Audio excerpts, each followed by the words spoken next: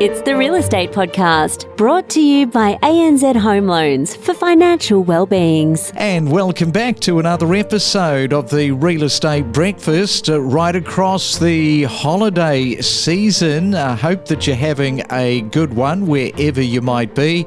You might be out of Australia at the moment and looking at migrating for 2025. You may be an expat returning home. Pretty exciting when that happens. Good luck if that is what you are up to. Today is Monday, January the 6th, and a reminder, if you would like to get in contact with us, maybe just to say hello, our email address, as always, is myrealestatepodcast@gmail.com. Again, myrealestatepodcast@gmail.com. We love to hear from you. And in just a moment, we are back to the time tunnel this morning, heading back to July again as we continue with our summer series of real estate. Enjoy your day. The Real Estate Podcast wishes you and your family a fantastic Christmas break and a happy new year ahead. You're listening to the summer series on the Real Estate Podcast. Now, what about retention and recruitment as far as real estate agents are concerned? I mean, it's a reasonable number, 500 people. Recruitment, how is that going for you at the moment? We're very fortunate here at Bell Property. We've got some great career pathways for individuals wanting to come into the industry, and also agents who perhaps have lost their way and seeking direction and assistance. So we're very much a team-based company, and we focus a lot of our training and efforts and infrastructure about developing people and helping them grow and achieve their best possible outcome. So we find by approaching people in recruitment with having a good strategy, a good, clear career path in place, and putting them on the pathway to success, that we're able to find and secure good talent, not only for the short term, but that retention model is really important as well. Well, yeah, because we've sort of talked about the numbers in that 80% after 12 months leaving the industry, which is an astronomical number. And yeah, you sort of got to look at new creative ways of retaining people, I guess. You do, and it's really about making sure we're talking to the people, finding out what they want to do, and also having a look at their strengths and weaknesses and putting them in a position that they can actually succeed. The stat of 80% of the people falling out of the industry is staggering. It's quite disappointing, really, because I feel as though as an industry we lose a lot of good people because we don't have good career pathways and training infrastructure to help them grow and develop. Yeah, I've talked about this in the past in terms of principals and sales managers, whereby it's just a bit of a numbers game for a lot of these people, and they bring the people in, they just completely work on the numbers, and then the churn is there without the realisation of, hey, you know, you've got to hold their hand. You've got to really get in the trenches with them to help them sort of navigate through the first 12 months. And if you can do that, the really successful principals around Australia are the ones that don't have the churn, that, you know, have people that are absolutely committed to working alongside these principals. 100%. Look, real estate is a lot about resilience and repetition. We understand that. That's the foundations of the business. But really getting to know the person, identifying their strengths and weaknesses, and putting a team around them to help in some areas that they're perhaps not efficient at will ultimately help them grow. We certainly don't like the idea of the old days where you put an agent into an office, give them the old digital phone book and say, off you go. We really do put in a traineeship here at Bell Property and make sure that the person gets exposure to all facets of the job and the industry. And really, by the end of that almost traineeship of a year to 24 months, they're ready to be an agent in their own right and build a team underneath them. We find that gives purpose, and obviously the results then speak for themselves. Every week we present so much real estate. Let's have a look at home insurance, Marty. And some people have just decided, no, it's just too expensive. And there are people out there that have no insurance on their homes. Yeah, it's a massive problem. The ABS last year released data that 23% of all Australians don't have any house or contents insurance. Now, given that we are sitting at over 10 million properties in Australia. That would be around 2.44 million Australian homes don't have house or contents insurance last year.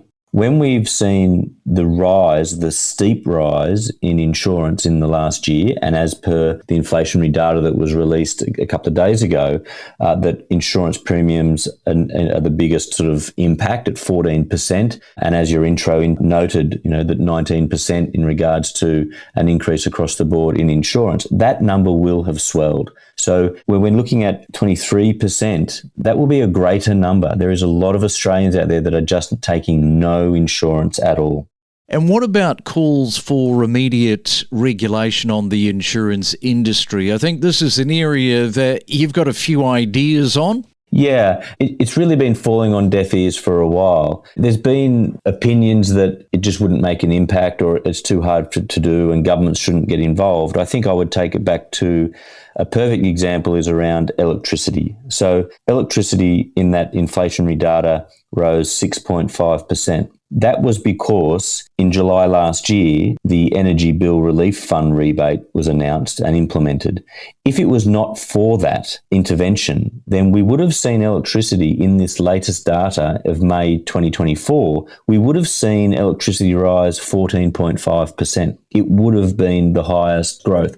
So government intervention has kept that down to 6.5%. So we can have intervention, we can give rebates, and we should be doing that for insurance if it means that businesses can operate. And it would be really simple. There's a few ways we could do it. We could ensure that Australians aren't underinsured by getting independent consultants or quantity surveyors to come in and do those reports to make sure the value of the property has been accurately insured in regards to a total sums, and they should get a rebate for that. They should get an allowance off their premium because they have employed a third-party independent person to come out and ensure what this property should be insured for. Most people would just sort of shake their head and say, gee, that is such a big number. 83% of Australians are underinsured. Is that the highest, if we look anecdotally back, is that the highest it's ever been? Yes, by about 1.5%.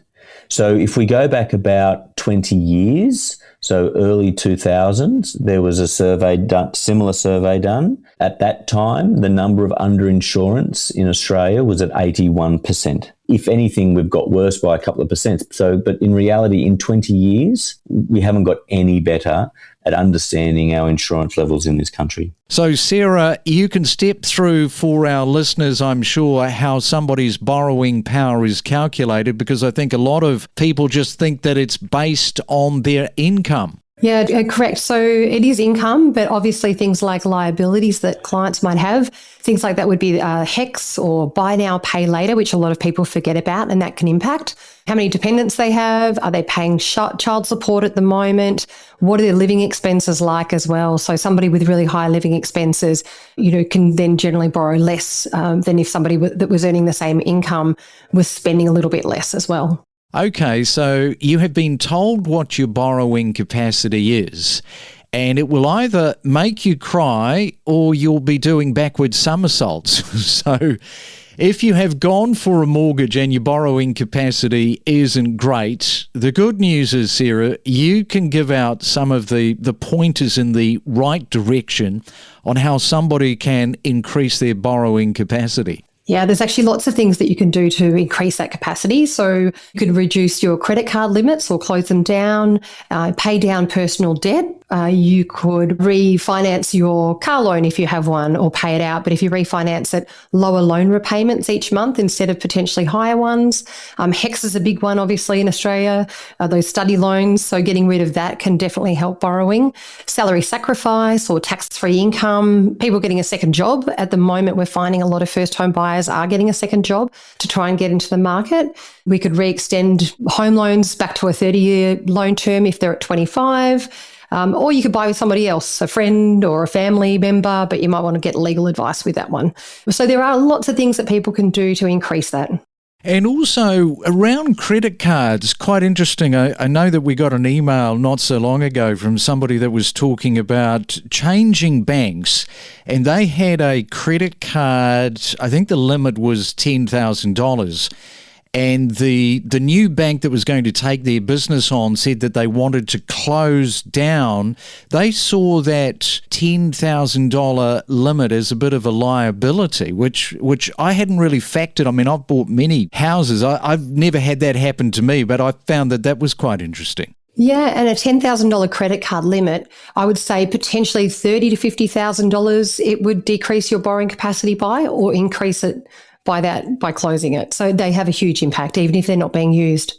Gee, so, that's a really fascinating aspect, because I think most people just would not be aware of just how much of a negative that would have. So you can kind of understand it where the bank is coming from, because if suddenly you went to that life raft and drained 10 grand, it's 10 grand extra you owe. Yeah, that's so true. They do look at other debts, and even if they're being paid out on time every single month, they'll still take that limit into account as well. Well, I think we'll see a lot of investors that start to really consider about realising the capital gains and the wealth creation they've had with the increase in prices over the last 12 months. I think they'll come to market. We're certainly seeing a lot more appraisals, a lot more going on in the back end. But I think, again, that new financial year, people will start to reassess their position financially and, start to decide, can I upgrade or do I want to downsize my house? So I think there'll be a lot more properties that start to hit the market in the July and August period. Yeah, so downsizes. What is going on with the downsizes in your market at the moment, Adam? I think a lot of them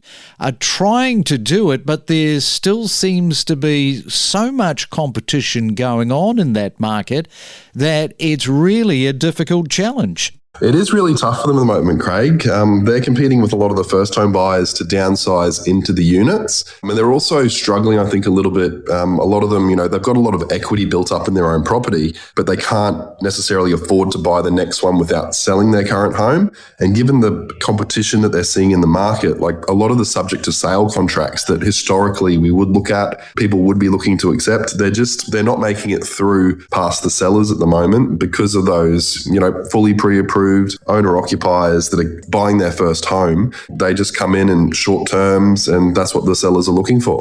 Yeah, so investors are sort of knocking them out. First home buyers as well. Now, there's been a little bit of a jump, I understand, in the price point for apartments, particularly for over the last 12 months. So talk that through, especially for our first home buyers that are not sitting in Queensland right now, that might be sort of eyeing the market. What is happening in that space? So the units in the north of Brisbane and Brisbane as a whole, what we're really seeing is something around about a 20% jump in the market over the last kind of 12 to 6 months. It's been really sudden. I think a lot of that's to do with, obviously, we've had a lot of increases in rent. So people are deciding, let's buy a home rather than continue to pay rent. And also more recently, which I think will help bolster the market going forward, the state government's obviously changed that stamp duty concession from $550,000 all the way to $800,000, and also the deposit guarantee scheme that'll come into play as well for a lot of these first home buyers. I think slowly it will impact. We've just got the new city campus for the Charles Darwin University.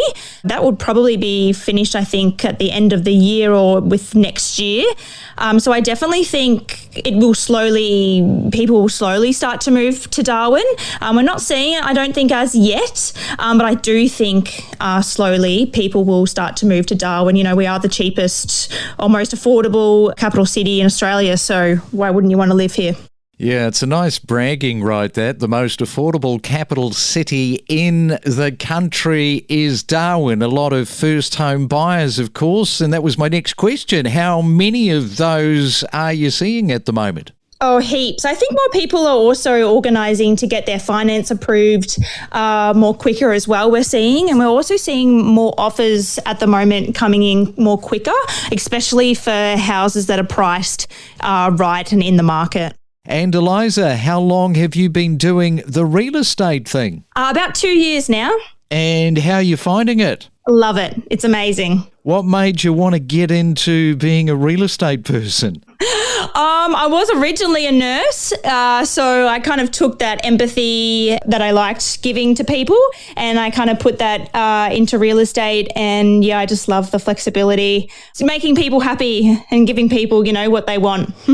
Gee, that's a big change, isn't it, from being a nurse? What do your other nurse friends say about you going into the real estate industry? Oh, they think I'm crazy. You have to work hard. It's not easy. So as much as what nursing is, it's, the long hours and everything. But, you do have to work hard in real estate. It is not all show and tell, I guess. Now, in terms of working as a nurse, very, very hard profession. They work for every single dollar, of course, that they earn. How much of the money aspect was on your radar turning to real estate? Oh, it was. I was working, 12-hour shifts, especially through COVID during that time. So the money was great. I've definitely taken a bit of a pay cut from there, but I think the flexibility that real estate has and what it can provide, it just suited my personality a lot more. Well, when you say that you've taken a bit of a cut, of course, this is your apprenticeship, I guess, in some ways. This is you sort of changing career pathways. And hey, who knows, in the next 2 years, you could be doubling what you were getting as a nurse. That's right. So, you just got to do the hard work now, and hopefully it all works out. We connect you to the best real estate information across Australia. The Real Estate Podcast.